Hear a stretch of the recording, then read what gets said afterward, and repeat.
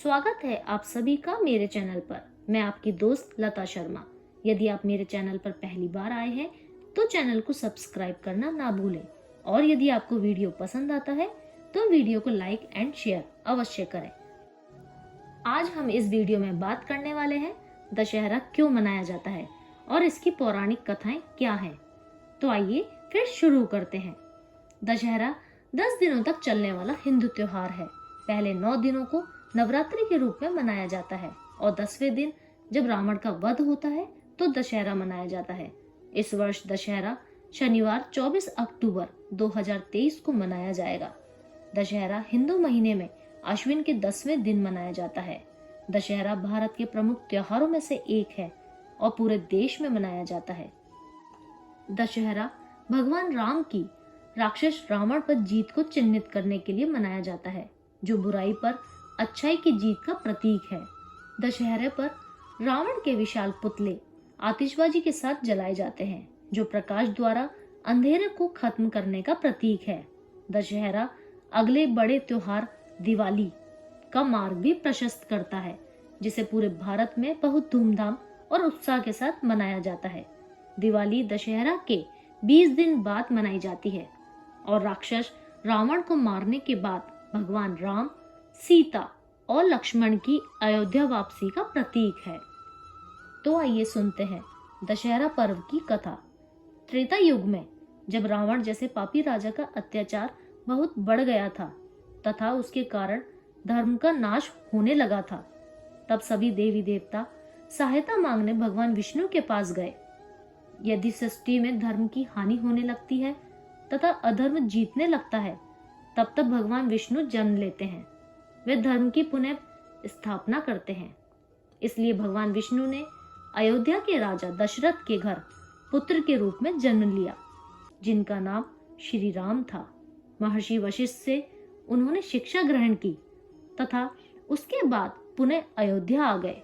तब राजा दशरथ उनके राज्याभिषेक की तैयारी कर रहे थे कि श्री राम की सौतेली माँ कैकेयी ने षड्यंत्र के साथ उन्हें 14 वर्ष का वनवास दिलवा दिया। ये सब कुछ योजना के तहत हो रहा था, क्योंकि यदि भगवान श्री राम को वनवास नहीं मिलता तो रावण जैसे पापी का अंत भी नहीं हो पाता।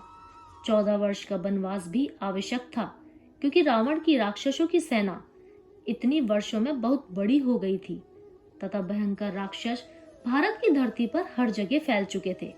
रावण का साम्राज्य समुद्र के उस पार लंका में था, लेकिन इधर भारत की भूमि पर भी उसके राक्षस रहा करते थे। इसलिए 13 वर्षों तक श्री राम ने अपने छोटे भाई लक्ष्मण सहित एक एक करके इस ओर के सभी राक्षसों का वध कर दिया। वनवास के अंतिम दिन भगवान की माया से ऐसी घटना घटी जिसने सीधा रावण को चुनौती दे डाली। रावण की बहन शूर्पणखा की नाक व एक कान लक्ष्मण के द्वारा काट दिए गए। यह बात जब रावण तक पहुंची तो वह उनसे सीधे युद्ध करने की बजाय धोखे से श्री राम की पत्नी का हरण कर लंका ले आया। अब यह श्री राम को सीधी चुनौती थी। उन्होंने किष्किंधा के राजा बलि का वध करके उनके छोटे भाई सुग्रीव को वहां का राजा नियुक्त किया। अब सुग्रीव की सेना के साथ श्री राम ने लंका पर चढ़ाई शुरू कर दी। इसके लिए भारत की भूमि से लेकर लंका तक समुद्र पर 100 योजन लंबे सेतु का निर्माण किया गया, जो राम सेतु कहलाया। इस सेतु के द्वारा श्री राम सहित पूरी सेना लंका पहुंच गई।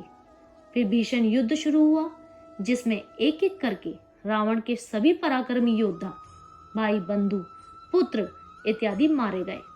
अंत में केवल रावण बचा था। हालांकि उसका एक भाई विभीषण युद्ध से पहले ही श्री राम की सेना के साथ मिला था, जो बाद में लंका का राजा बना। दशहरा से पहले जब रावण के सभी योद्धा मारे गए, तब रावण ने स्वयं युद्ध भूमि में जाने का निर्णय लिया। अश्विन मास के शुक्ल पक्ष की 10वीं तिथि के दिन श्री राम व रावण के बीच भीषण युद्ध हुआ। इस युद्ध में श्री राम ने एक एक करके रावण के सभी 10 मस्तक काट डाले, जो कि बुराई के प्रतीक थे। अंत में श्री राम ने रावण की नाभि में स्थित अमृत को सुखा डाला तथा ब्रह्मास्त्र का अनुसंधान करके उस पापी का अंत कर दिया। श्री राम की अधर्म पर धर्म की इसी विजय के प्रतीक के रूप में हम सभी दशहरा पर्व मनाते हैं। बोलो श्री रामचंद्र की जय। तो चलिए आज के लिए बस इतना ही।